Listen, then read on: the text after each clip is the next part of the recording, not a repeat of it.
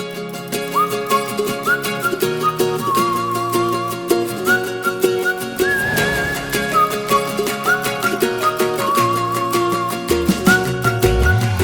you looking for a fun and informative podcast all about training working dogs? Look no further than the LWDG Pod Dog. This weekly show is hosted by me, Joanne Perrott, founder of the Ladies Working Dog Group, and I chat to experienced trainers and experts in the field who will give you helpful tips and advice. Whether you're just getting started or you've been working dogs for years, this podcast will have something for you. So pull up a chair, pour yourself a cup of coffee and tune in to LWDG Pod Dog and let us help you build a better bond with your best friend. Hello and welcome to another episode of LWDG Pod Dog. I hope you're all having a fabulous week, taking care of yourself and your loved ones during this difficult weather. I'm sure you've all got a lot planned for the weekend, but please do take some time to pop over to our blog and look at our summertime series. This week we've covered some blog articles on how to deal with adders, how to deal with grass snakes, and also how to deal with heat stroke. There's 3 really important articles and I'd love you to read them and make sure you're all prepared for the weekend and making sure you have the most fun. This week's podcast is one from our archives. Many years ago when we first started the LWDG, we were lucky enough to have the amazing Sarah Miles do a fantastic course for us about field trialling. This week I thought I'd delight you all with an audio recording of that absolute pearler of a course, and I hope you all enjoy.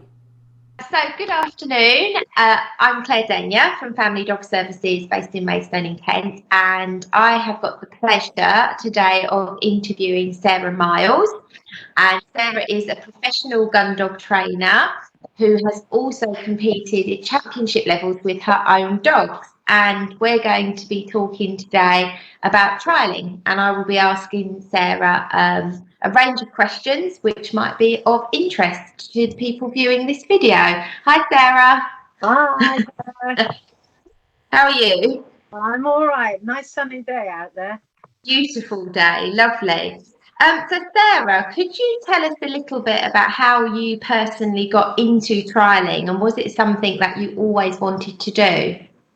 It wasn't something I always wanted to do. I come from a shooting, picking up background, and I picked up for years with my dogs.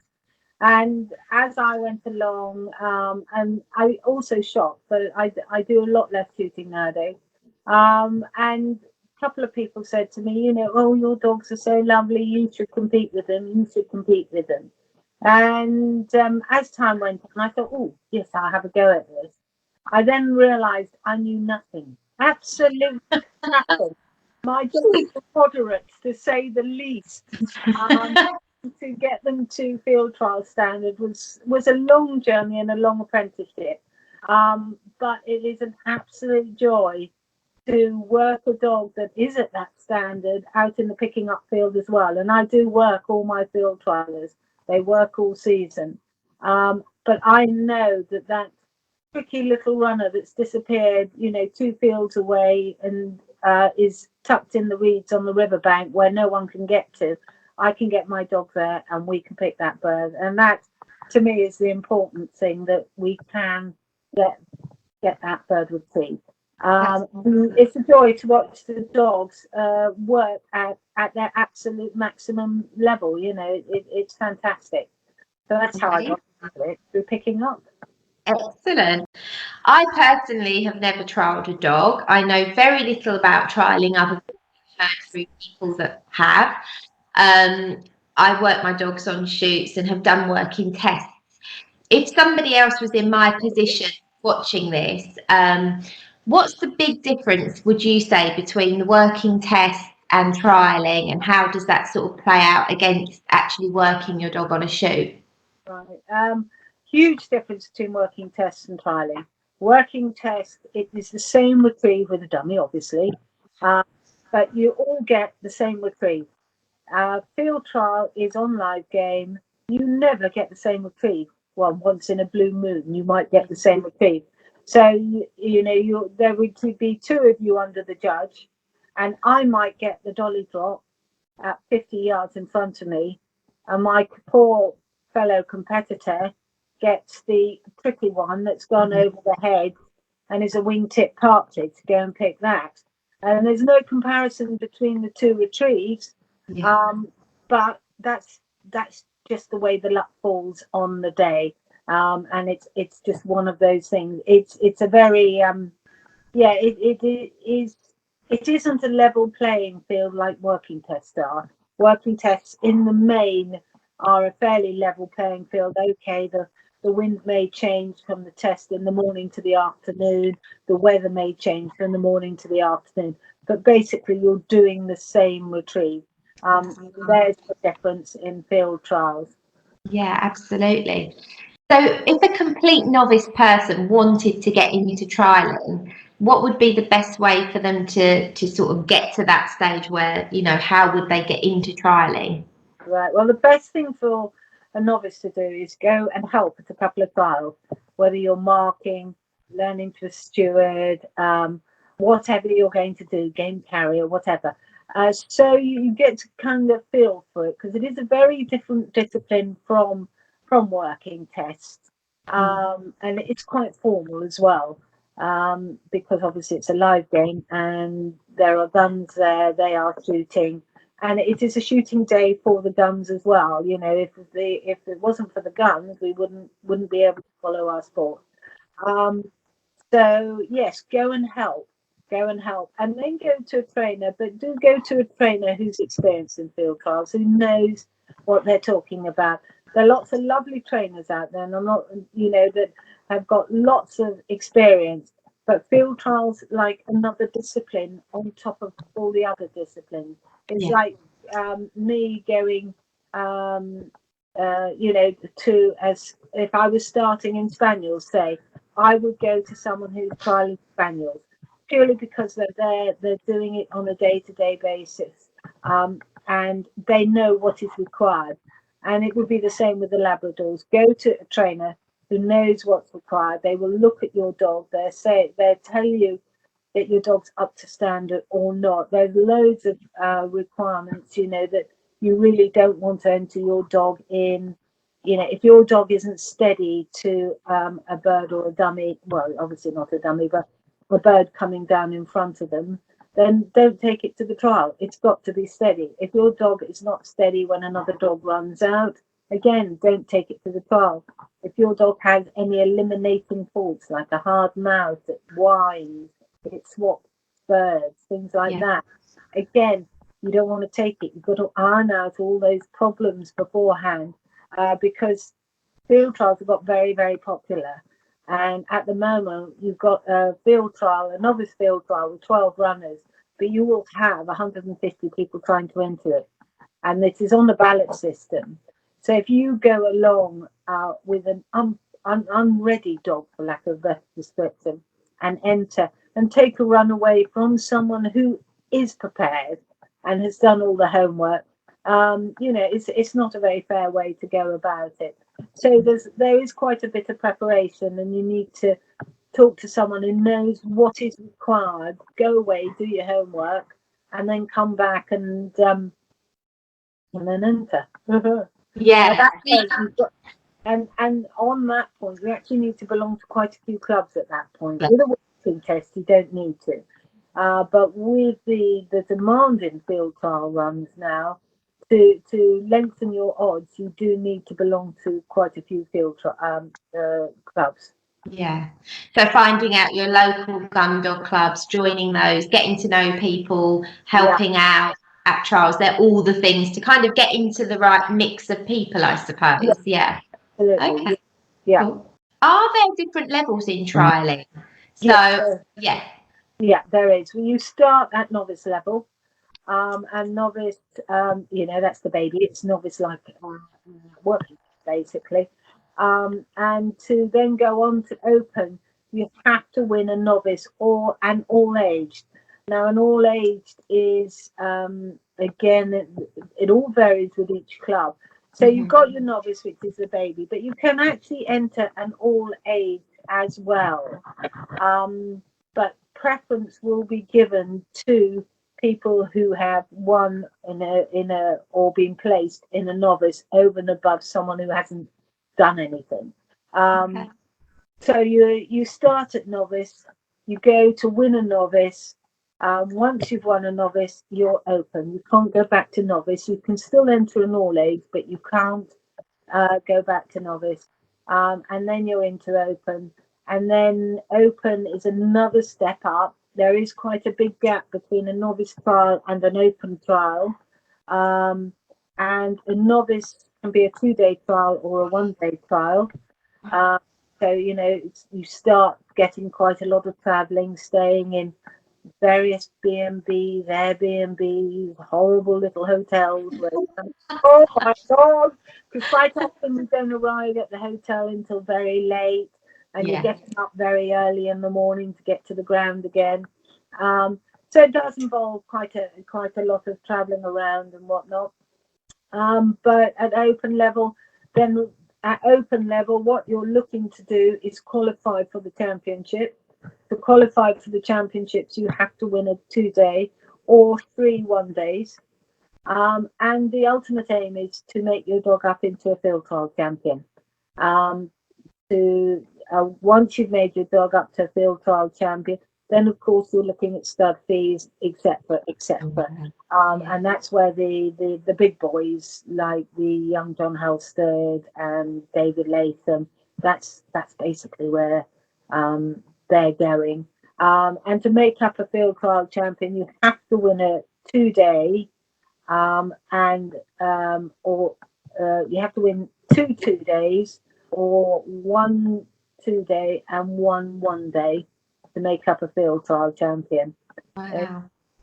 There's a lot of hard work then goes into this, isn't there? There is, but what the whole idea about it is to get the best of the best and use them for breeding, so that we've got top quality dogs there, and that all then goes back to picking up. That's the whole idea behind it. So what about the difference with the trialing between the different Gundog breeds? So obviously you've got your HPRs, your Labradors, your Spaniels. They must work quite differently in the trialing. Very much so. I'm not very au fait with the HPRs. Yeah. When the HPRs come to me, I tend to push them on to an HPR trainer. Yeah. And but with the Spaniels, yes, very, very different style. The dog will be under a judge, and the dog will work in front of that judge. So the judge is looking at its hunting style. Then the dog flushes, we hope, and drops the flush. Bird flies away, gun shoots it, we hope. And then the dog is sent for it. And you're looking for the dog that's really, really stylish, holds a good pattern, is spot on its sit work, drops the flash like a little angel, marks that bird, goes straight out, picks that bird, comes back, delivers tenderly to hand, job done. Yeah. That's what we're looking for. That's the ideal. Yeah. That always happens. Yes, such is working with dogs. For the Spaniels, they will run under the 2 separate judges. In a Spaniel trial, you only have 2 judges, and each judge will see that dog. So the Spaniel will have 2 runs. It's slightly different with the Labradors. You normally have 4 judges, and you are under 2 judges at the same time. So 2 of you will go up. You'll be with the sending judge, for lack of a better description, and the other judge will normally be out further out, wherever the game is, or will be standing back and watching. And that's after you've done your first round, you will then go under the other pair of judges as well. After that, once they've both seen you, you just start going sequential and everything. But all the judges will have to see the competitors at some point in the trials. Yeah, incredible. So you already touched on this a little bit. You said about some of the things that make a good trialing dog. But for you, what would be the top tips that you would give an owner or a handler of a dog to get them really into that, ship-shape condition and prep, ready for trialing? What do you think the judges really, really look for in the dog? Right. Well, in a novice, we're looking for that steadiness. Yeah. We don't want a slow dog. Nobody wants a dog that trots out and trots back. But what we want is the dog that can sit through Armageddon Yeah. and not move. I mean, there's been a trial where I've seen a bird land on a dog's tail. Oh. I think the dog was so shocked it stayed still. I came forward and picked the bird up. But there are times when the birds will land very close to the dog. Yeah. And you want that dog to be absolutely rock steady. That's your first hurdle. And also the heel work has to be very good. You can't have your dog walking, 2 yards in front of you. That dog has got to be on heel. If there's any gap between your dog's bottom and your knee, you will be put out, because heel work is hugely important, because in theory I'm carrying a gun. If the dog's in front of me, I could fall over it. Yeah. So there's the heel work.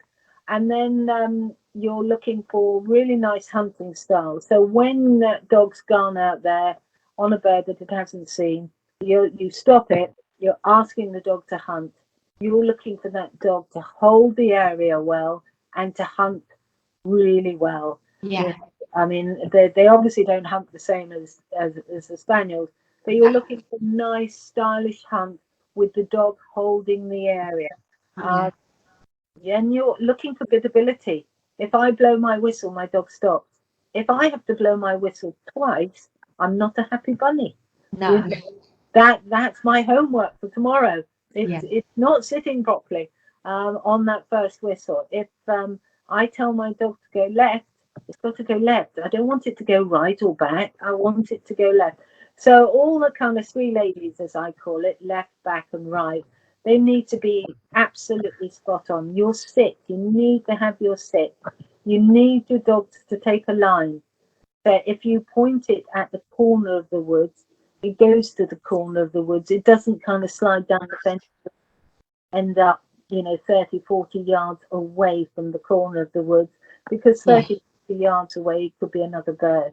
And now you're going to be in the problem of picking the wrong bird. Now you're driving 400 miles home without having picked the wrong bird. And you'll be kicking yourself for the next week.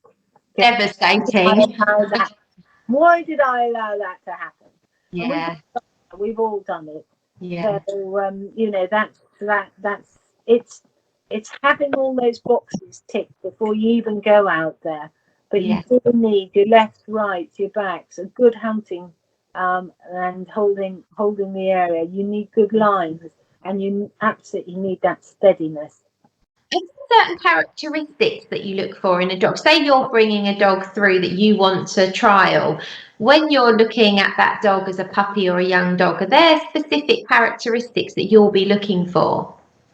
Yes, I am. I mean, hopefully, because as you go along the road, because it's a long apprenticeship, you start to pick out the style of dog you like. So my style of dog could be completely different to the style of dog you like. I like very pacey, strong-going dogs, bold. You might like a slightly softer dog. We all like a certain style of dog. So as time has gone on, I go after certain breeding lines because they produce the type of dog I like.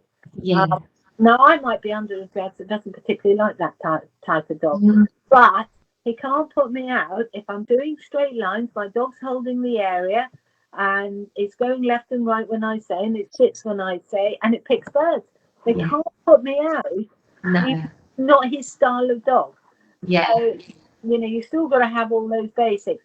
So it goes back to the breeding. I look at the lines. I look at, when you're starting out, when I started out, I went to trials. I helped at trials. I was a field trial secretary for quite a long time. And I kept looking at dogs that I liked. And I make a note of it. And I go, oh, I like that one. And then I go home and look it up and look at its breeding and all of this and go, oh, that's quite nice. And then next trial or next time out, I look at another one and go, oh, I like that one. And then I go home and look at that and go, oh, it's got the same grandparents as I saw the other day. So you start getting a picture of the kind of dogs you like. when they're young, I'm looking for happiness, boldness, and pace. Because most of the other stuff you can put in. I'm looking for that pace, and I'm looking for that boldness. I don't mind that there's a bramble there. I'm going to go straight through that because there's a really good smell on the other side. Yeah. I'm looking for that because sometimes they do have to face cover, and I want my dogs to be brave and go through the cover, go over that wall, go through that river, and then through that nasty little thicket of brambles, because actually the bird's on the other side. It's no good if the dog goes, "Oh, I'm so sorry, brambles can't do." It's a stinging nettle. Oh, that's not. Oh my goodness. So yes, I'm looking for that boldness and everything, and obviously I look for a good nose, but that develops. I was working a youngster earlier today who didn't show much promise in the early days. Had okay pace. Is very, very biddable. It's a lot softer than I'm used to. Very, very biddable dog. And yet she went out and I asked her to hunt, and she hunted really nicely. And I was actually hunting her on purpose in a bare area. There was nothing there. I knew that. I wanted to see whether she would hold her area and what her hunting was like. And she did a lovely job. And then suddenly her little nose went up. And off she went, and she went 30 yards to the left where the dummy was. Now, okay, she had the assistance of the wind, but she was 30 yards away from it. And I went, "Oh, that's good. I like it." So, I was very happy to see that. And, I will set that kind of thing up again and see if she can repeat it, whether it was just a fluke but I reckon she has honed her nose up. As she's got older, her nose has got better, and now suddenly I'm looking at a little dog that holds her ground nicely, because she was, and then suddenly whipped off using her nose and her initiative and picked 30 yards away. Well, that's what we want. We want these dogs to pick. That's the bottom line of it all. Yeah. So have you got any stories, any funny stories that have happened to you that you would like to share with anybody? Oh, I don't know. I'm just. Or maybe not your story. Well, I mean, one of the most basic fundamental mistakes people make is sending their dog before the judge tells them. Yeah. Who did it at the championships? Me. No. Oh no. Oh no. And that was it. That was it. I was out. Oh no. Exactly. So, the professionals get it wrong. Everybody gets it wrong. I mean, we can all, I can't tell you who came over, but all the top guys came over and went, "Well, I did that and such, and I did that and such and such." We all make mistakes. Do you still get nervous? Do you still get nervous? Yeah, I got so nervous at the beginning of the trial, but as we get towards the end and I'm going, "Ooh, hang on a minute, I think I'm in with a chance." Yeah. Oh God. Then the nerves. But it is nerve-wracking, I was lucky enough to run for the England team this year, and I ran at the game fair, and I have to say, I was absolutely fine until afterwards. I got out of the ring and I was a gibbering wreck because all the nerves cut in at that point. Somehow I kind of I'm okay when I'm actually doing it, but afterwards, it's just one of those things. You just have to battle through it. There were times when I felt sick, with nerves and all of this. But if you want it badly enough, you'll work your way through it. I have all these kind of little management things that I do for a trial, which keeps me on a level keel and concentrating and focused throughout the trial. That's all about competition there. That's competition management. Yeah, definitely. And I think that's like anything in life, isn't it? The more you do it as well, the more you understand it, probably the less nervous you are. But like you say, if you think you're doing really well, you probably start to put a lot more pressure on yourself. I think you do. And, you know, there's another side to as you go along. As you go along and you get more experience, you realise how easy it is to go wrong. Yeah. You're much more, I mean, when I look back at my early days, it all seems so easy. Now I go, this is not easy at all, because I know how simple it is. Just the wrong command, the wrong timing, and you can be out. And that's it. Back in the car, 400 miles home, kicking yourself the whole way. Oh, bless you. Yeah. I mean, I know people that have travelled hundreds of miles and it's over just like that, you know. and you feel really bad for them because you know they've got a very capable dog and they've worked so hard for it. But like you say, anything can happen on the day. Absolutely. Yeah. I travelled all the way up to Scotland to a fantastic ground. I was really looking forward to working there, because one of the joys of trialling is you go and see some beautiful estates and have the opportunity to work on these beautiful estates. Anyway, got up there. A great big hurricane storm, I don't know whether it was Edna or whoever, came through the night before. So it was really wet. And I have to say, it was a really wet trial. And it was a long morning and I was quite late in numbers. I think I was 23, 24 or something like that. So I was one of the last competitors to go in. And I went in, it'd been tipping down all morning. My dog had been getting a little bit more and more excited as the morning had gone on, because he was going, when's it my turn? Yeah. So we got into line and we probably walked about 10 paces, at which point a very bedraggled, very, very wet park tree. My dog trod on it. It got up, ran between his legs and ran behind him. And my dog just went, oh, I've got to pick that. And he did. Oh no! Blame him. I mean, it was right between his legs. I mean, Yeah. he was a big ass. And I thought, oh dear. And you know, the hotel the night before, all that journey, all the way to Scotland, and put your lead on, go out again. That was it. Yeah. So Yeah. it's dramatic, but the days when you win, or the days when your dog's gone right and it's done the best it can, it may not have won, but it's done everything it can. It's just a couple of competitors had slightly trickier retrieves, so they got some little plus points on that. And you've done very well, but your dog has just done straightforward retrieves all day. There's nothing like it. You know the dog's given its best to you, and you haven't popped it up for once. Good, always good. And it's a great feeling, and knowing that you're running some of the top dogs in the country is a joy, you know.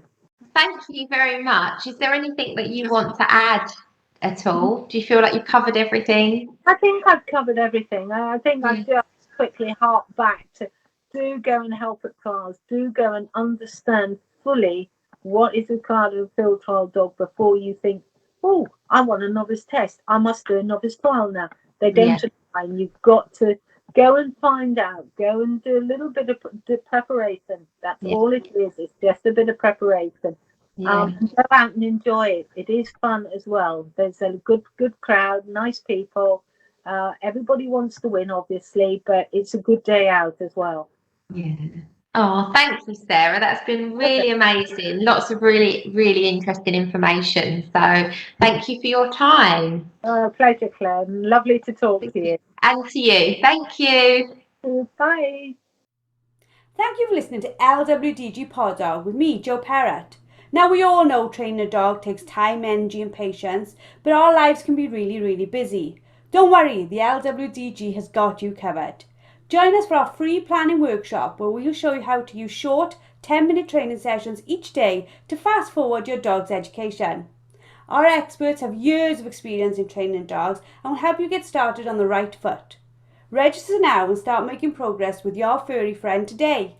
Go to our Facebook page, the Ladies Working Dog Group, and click on the pinned post, or visit www.thelwdg.com.